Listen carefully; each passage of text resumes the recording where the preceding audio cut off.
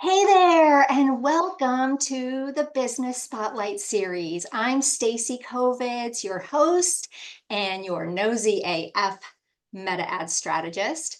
And in this series, I spotlight incredible women who own businesses and are so inspiring with their stories. And today I'm excited because we have a fantastic guest joining us. And honestly, I'm kind of fangirling a little bit. We have Marisa Corcoran. She helps coaches and creatives become intentional icons online by supporting them to create an uncopyable message that fuels their $1 million movement. And I can tell you firsthand, there is nothing not to love about her. So listen up and learn how to stand out with your words. And without further ado, let's welcome Marisa to the show. Thank you so much for being here. Oh, thank you so much, Stacey, for having me. I'm so happy to be here. So happy to be here with your listeners. It was so funny as you were introducing me, I'm listening and I'm like, oh, I'm Italian. So I move my hands a lot. And I literally pulled my earphones out of my ears. And I was, as you were saying, like all these great things about me, I was literally like trying to fix my headphones. So it keeps you humble for sure. But I'm really happy to be here with you and with your listeners. Thank you for having me. Oh my goodness. Okay. Well, let's get right to the good stuff, shall we? Yes. You have such an interesting and strange journey into how you became a copywriter. Mhm. Let's talk about that one. Yeah. So I always say that copy isn't the icing on the cake, that it is the cake. It's the butter, it's the gluten-free flour, if you're gluten-free like me, it's the eggs. Oh, It's how all of the things that you want to have happen in your business come to life. So I always say your business has three basic needs. You have to sell in a way that feels good. If you don't have buyers, you don't have a business. You have to know how to call in the right people to sell to. We know this as lead generation or audience growth. And that third thing is you have to know what to say and how to say it in order for those two first things to happen, which is why your copy and your messaging is so critical. And I kind of realized this when I always joke and say I used to carry around a human spine in a suitcase. Don't worry, it wasn't a real human spine. I was an actor. And when I graduated with my MFA in acting from Harvard. And when I went back to the city, when I wasn't auditioning, I daylighted as a sales ambassador for a chiropractic and wellness center in Midtown Manhattan. So I could waltz, one of those science class skeletons with the pamphlets and the pens into high-end businesses like JP Morgan, Deutsche Bank, into, gyms like Equinox. And I could, roll out with a handful of new clients later. And I remember talking to my boss about this because my close rate was quite high. And like, why was it so high? And I definitely understood that these non-invasive remedies could support nearly any New Yorker. But at the same time, I also realized I was applying my acting skills. Like I was really listening to people, had a very clear intention of what I was offering. My message was clear. Like there was this kind of back and forth that you have as an actor. And I realized that everything that makes you a compelling actor on stage could work inside of a business setting. And when I started writing for my clients, I kind of applied this like actor's guide to copy. And my clients were having these things that people rave about. They were having the six-figure launches. They were having their landing pages convert at 50% or higher. And it was like, what was I kind of tapping into? And it was really this actor's guide to copy. And that's kind of how our community was born. And now we do this in our signature program and community, the Copy Confidence Society. And we've supported over 800 business owners. We've launched the program. We're coming up now in our 12th time launching the program. And it really kind of goes back to making that connection when I was carrying around the human spine in a suitcase to this idea, again, that everything that makes you a compelling actor on stage can make you a star inside of your business, and finding those ways to connect it with that foundation of how you talk about your business and how that shows up in your copy. That's like that critical foundation. That's amazing. There's so much to unpack there. For one, like Harvard graduate school, like that's like Yes, that's the so whole so other. yeah. So she's not just beautiful, she's smart. Well, don't get it twisted. I went to Harvard for acting, okay? Like I always have to remind people, like, let's not get it twisted. I went to Harvard for acting, but yes, I do consider myself to be, smart or be intelligent. But I remind people like at my time in Cambridge was literally rolling around on the ground, like feeling my feelings. Like that's what you do in grad acting school is you roll around and you feel your feelings. And there's a lot of play that happens. There's a lot of that improv, that yes and that play that you don't always get to do as an adult, that I think is such a beautiful thing about studying acting or taking an acting class or taking an improv class, is you are forced to like get out of your head and get into your body. And I think that that is such a powerful thing when it comes to crafting copy, is to be able to take off your marketing hat for a second. There are copy principles, of course, and we cover all of those inside of the society. But I think what makes people successful, or what I hope we try to instill in people in the society, is to keep that creative part as well. And I think that's what acting gave me, was when you're kind of rolling around and feeling your feelings and kind of playing, it gets you in this place where you can really kind of feel and be creative and be playful. And I think I've taken that with me from, school and on.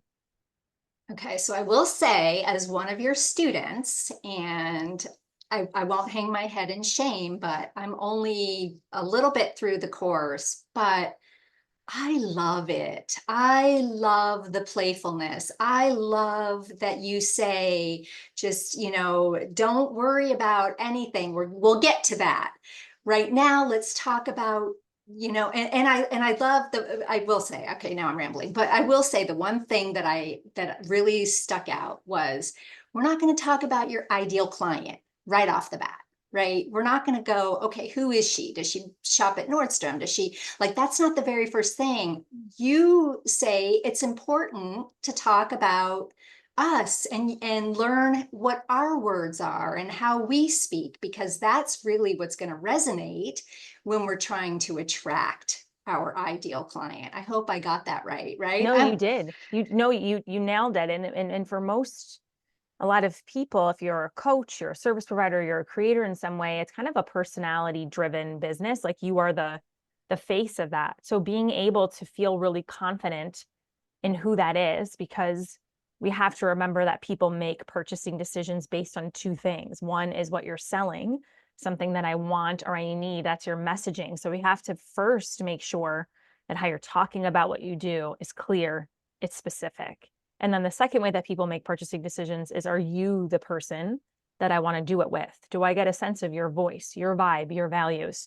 So we have to make sure that that really stands out. And sometimes when we put that onus on the ideal client first, we lose that. Well, we lose a lot of things, but we lose that second purchasing decision, because we have to remember that, we're always kind of seeking out, I always say we're always seeking out specialists in a sea of generalists. If we think about the people that we're going for, which is why I'm always instilling for folks in the society to have a very clear and specific message. But at the same time, we have to remember that when we're seeking those specialists, like think about in a medical setting, it's like we're really trying to choose our doctors or our people based on, do we feel that connection? Is there like that bedside manner, whatever that might be? And if we don't feel that connection, doesn't mean that they're not great at what they do. It just means that like we don't feel that connection. So how can we help people like really make the best purchasing decision for them and have that connection? And so if we don't know like who you are and you feel confident, and again, not in a way that feels inauthentic, or you feel like you have to mimic someone else's voice, like who is that truly for you? And how can we show up in that way? And then we can look at the ideal client. As you know, Stacey, or you'll see, we have a whole section devoted to the words of the ideal client, but I got to know who you are first so that we establish that. Yeah. I love it. I love it. And I love that I get to embrace all of my quirkiness and what makes me me, because I'm an original Valley girl.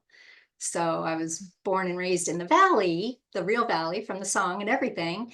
And I still have, the, oh my God, I'm not Yeah. as, but I love that I have permission in the society to really embrace my words and who I am as a person, I versus love that. trying to, show up and be, like you show up in your rock t-shirts and your, Yeah. yeah, it's Yeah. so refreshing.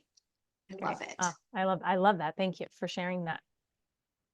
Okay, so I want to know, I know that part of what attracts me to you is as a coach and a mentor in copywriting is I know how kind you are. I know how giving you are. I know your values. I know what you stand for. And that's really important to me as a business owner and as a human as well. And that's one of my core values is kindness. So can you share with us what your bigger vision is for women in business? Yes, 100%. So my bigger vision for business owners in general, right? Whether you are, you identify I would say you're a woman, you're a man, you're non-binary royalty, as if you're a Peloton fan. Um, Robin will often start classes that way. She'll say like my kings, my queens, my non-binary royalty, which I love, and it makes me miss Peloton. I haven't had my Peloton while I've been traveling. Um, my bigger vision is, you know, that again, copy is the most important skill you can have as a business owner. As we just talked about, like you have to know how to talk about what you do with clarity and confidence. You're always using copy for your business. Even what we're doing right now is copy. It's not just writing emails, it's how you talk about what you do with clarity and confidence. And then being able to write in a way that feels like you. That is, I always say when we're doing our editing calls in the society, we're editing for 2 C's: extreme clarity and conversions. How can I help you have more clarity and conversions? And from there, my goal is that that you will attract your dream clients. And the more money that we can put in the hands of good people, the more change we can truly see in this world, in this online space. We are a community, as you know, Stacey, we've raised now over $130,000 for organizations like the Headstrong Project, which provides military vets with the mental health care that they need and deserve. We've supported organizations like Soulfire Farm, which gives land back to Black and Brown growers, Sage USA, which provides services and advocacy for LGBTQ plus elders as they age. Most recently, we have donated a lot of money to the American Foundation for Suicide Prevention, which is an incredible organization that supports communities and people impacted by suicide, as well as supporting to support to save lives, right? And it's an organization that's near and dear to my heart. And it's so I'm always reminding people that you get to put your money where your beliefs are.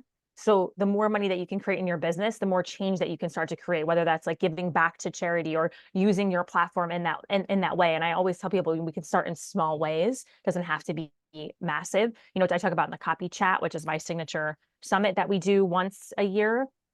I mean, the upgrade is $27 to, like, when it's running, it's like 47. And this is how we raise close to $13,000 every season. So there are these ways that you can be raising money and doing things that you believe in. So the more specific your messaging is, the more you're calling in your dream people, you get to start to really be that change and do those things. That's when I talk about the $1 million movement.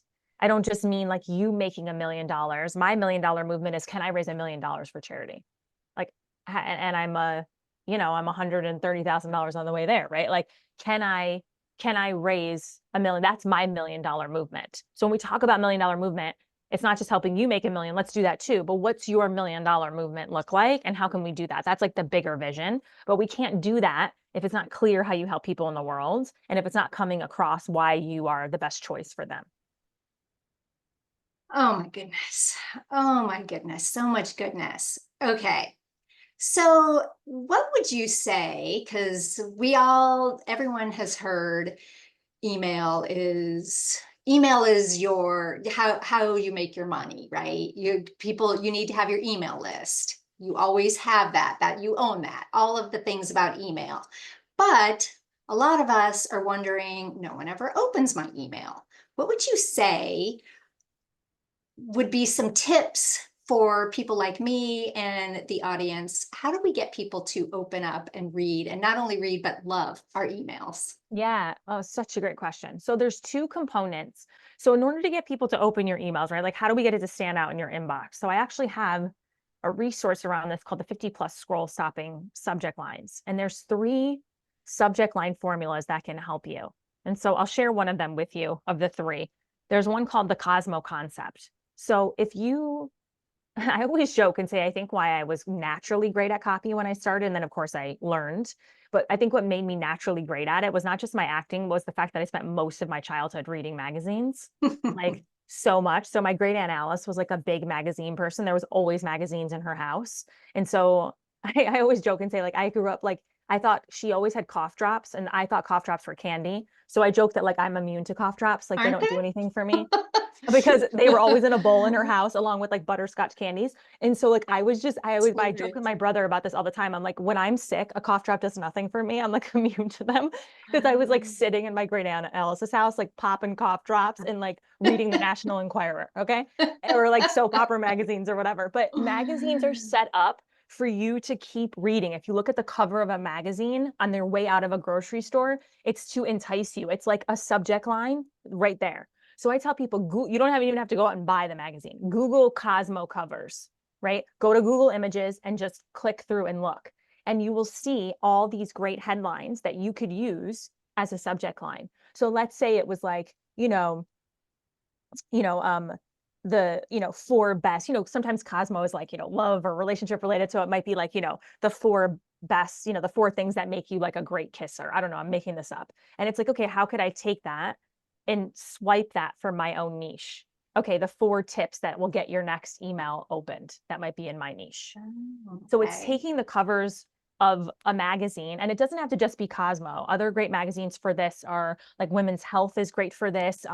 Runner's World is great. Golf Digest, the cover of Real Simple. Those just look and see and be like, could I swipe this? It might be like, the one underused kitchen hack, right? That might be on the cover of Real Simple.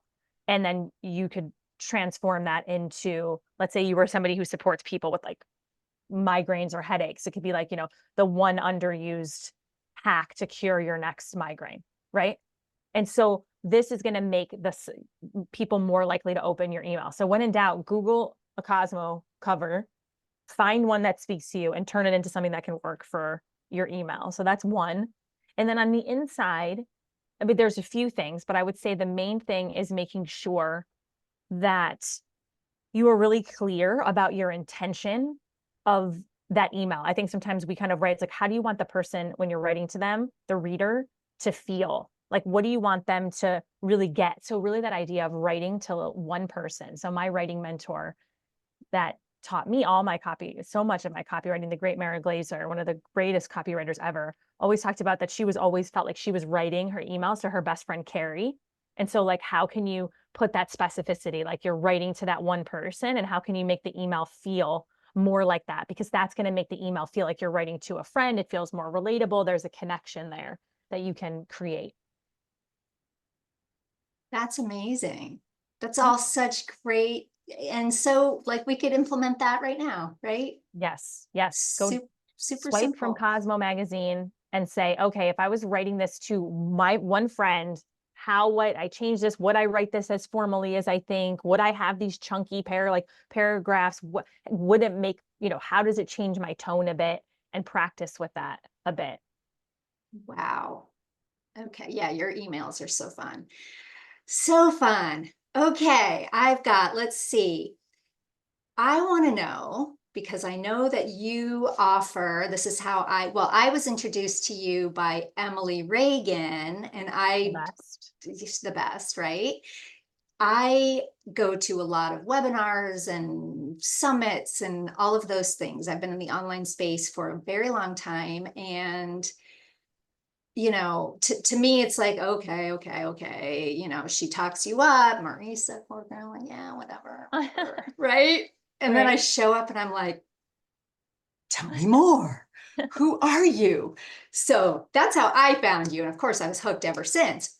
But you have something coming up in September that it might be what I went to. I'm not 100% It sure, probably but is, yeah, because it's the same class I've been. It's what's so funny is that my friends or my colleagues in the space always joke with me that, where everyone else kind of is like new offer, new thing after new thing, like we've just gone deeper and deeper into the Copy Confidence Society. Like this is our 12th time that we've launched it. We've supported over 800 business owners, and a lot of times people will change up whatever the class is, that preview class that supports them, and a new class or a new angle, and I'm like, no, I love doing this class. Let's make the class even better. I'm all about like, let's have the same class and like, let's make it even better each time. So I'm pretty sure it's the one that you came to. Yes, So and it's great. already so good. I don't know how or what you're going to make it better, but I'm going to be sure I've got a seat there. Tell us about how we can find it, how we can sign up, Yep. and a little bit about what to expect. Yeah, it's called the Leave 'em Wanting More Masterclass, the three-part framework to whip up irresistible copy with creativity and chutzpah. And it's a little bit of what we've talked about today, which is, in order to help people make that best decision for them, they have to know how you can help them. So making sure you have that clear and specific messaging. I always tell people, I can give you all the copy tips in the world. And we do, as you know, inside of the society, we cover you from everything from welcome sequence to sales pages, launch emails, and beyond. But the best copy in the world cannot fix a muddied message. So I got to make sure you have that messaging down first. And we do this with a little help from the Ghostbusters, Mm. which will make sense during the class. And then I show you how to really craft that personality inside of your copy. We do that with a little help from the copy stars. There's 5 to choose from. You can be a combo, you can be a triplet. The whole idea is helping you start to hone in on that voice you want to have inside of your business without mimicking someone else's voice. And then I show you how to put that together in like 6 different kind of angles. It's called the 6 post prompts. I'll show you how you can turn it into, you can use it for emails. You can turn this into a challenge. And the class isn't pre-recorded. It's live with me. There's 3 dates and times to choose from. I always say it's like Broadway. Choose which show you want to come to. I will be there live with you. I Wow, stay on to, I'll be in a different outfit each time. of But I course. try to have my I try to have my different, my rocker t-shirt, my more like Italian, like flowy dress side, and then something like glittery on the Saturday morning class. But there's 3 different dates and times to choose from. It's live with me. I stay on to answer all of your questions. And I will give you an opportunity to join the Copy Confidence Society because I believe so strongly in what we've created. But I know that no matter what you decide, you'll walk away feeling like a more confident creator for your business, especially as we go into this fall. If you're selling something, you're launching something yourself and really wanting to stand out, I know that these are things that you could implement right away to start to stand out a bit more and feel confident in that way. And I know that you have a link that you'll share, Stacy, Yes, to make it super easy absolutely. to grab your spot and join us. Come hang. You have to. That's all I can say. You have to. Yes, I will have all of Marisa's info and links in the description, and I highly recommend that you sign up for this because it's magical. And I was hoping maybe that you would show up today in that butterfly. Oh, the light up butterfly cape. Gosh. You know what I really feel, Stacey? It's so funny that you're saying that. So it's in New York. When I go back to New York, I really feel like it's got to make an appearance on one of the master classes. You're correct. We used to have a nighttime class, but we changed it because our daytime classes, we just had more people. And we truly have a global community. So I try to like pick the times. But I feel like I could bring it out in one of the afternoon classes. So it's going to make an appearance at some point. But Oh it's my that gosh. that light up butterfly cape it's epic. It's it's everything. It's Yeah. everything. I I think we have come to a close, but I want to see if we can do like just a fun little question at the end because Sure. you're so fun and everything about you is so fun. Yeah, hit me. What is something what is something embarrassing that happened to you when you, let's say when you were getting your degree at Harvard for acting? What wasn't embarrassing? I mean, going to grad going to acting school is like you're asked to do. I'll tell you something. Oh gosh, there's so many embarrassing moments. But I would say it's not embarrassing, but it's just that what grad school is. So in my second year, we could audition for the main stage, like the show that was going to happen at the ART, right? This wasn't a student show. This was like you could, be with the people that were coming in from New York, like be in the show. So we auditioned that summer and to see if we would be in the show at all. And if not, you get to be a part of this gorgeous, like a Christmas, like they do this children's show. It's so beautiful. So either way, you were going to get to like perform on the main stage in some way. But this one was like a pretty big opportunity. And so that summer, I auditioned to play in it's a 5-hour play called called The Lily's Revenge. It's an Obie award-winning play called The Lily's Revenge, and there's a character called the Bride Love, and it's like in this dream sequence, and she has to do all this crazy stuff on stage. She has to dunk her head in a toilet on stage. Like she does all this wild stuff. So in the audition, I had to show that I could like be playful and do it, and they wanted me to come up with something like wild, and it was a virtual, this is like when you weren't auditioning virtually, but I was here in Syracuse, it was in Boston, they didn't want to make me have to come there that summer, so I did it virtually, and they just wanted me to make up something. And literally my mom has this like old, it was like a tin, it's like a tin of like one of the Beatles albums, and I just decided I would like in this audition like tap dance on this thing, like so what I remember I got off of it, and I actually did the callback in like my Aunt Anne's living room. She has like a huge, and I remember getting off and just being like, I remember looking at my cousin. My cousin was like, "What the heck was that?" And I was like, "I'm auditioning for this thing." And I had no idea. And so when I got it, when I got Bride Love, I couldn't believe it. Right. And so that was huge. And I had my head dunked in a toilet every night on stage, but I was written up in the Boston Globe. I had a really great review. It was a beautiful experience to get to work with Taylor Mack, the writer of the show was in it, and it was incredible to have him. I got to work with my favorite teacher. I played opposite in part of it with my favorite teacher, Tommy Dara. He actually passed away a few years ago. I got to be like on stage with him. So even though that was like the audition was like, this is so wild, kind of being super out there and super playful is what got me the role. So Oh my gosh, that's amazing. yeah, You yeah. are, well, thank you so much. This has been fantastic. Again, I will have all the links in the description, where to find Marisa, how to sign up for the course. And I can't thank you Thank you, Stacey, so much for having me. This was really fun. Thank you. enough. Bye.